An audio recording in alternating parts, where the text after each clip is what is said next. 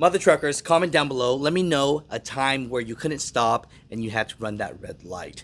And tell me any other advice for new truck drivers out there so that they could drive safe and not be in a position where they have to run that red light and hit the danger zone. So they got this girl Zaya on TikTok. The video is going viral. Over 500,000 truck drivers have seen this. And basically this girl is going like, oh.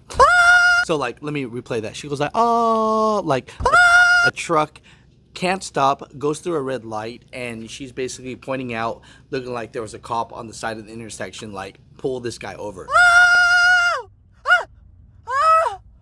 I got you. I seen it. I seen it. I got everybody. I seen it all.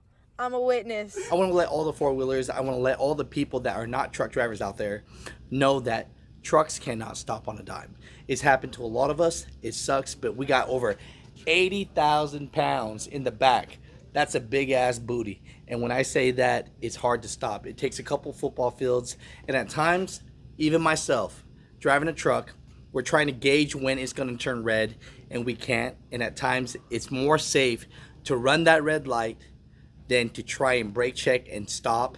And for one, that could be dangerous, especially depending on the load. If you got flatbed with pipes on it, I mean, that's going through the cab.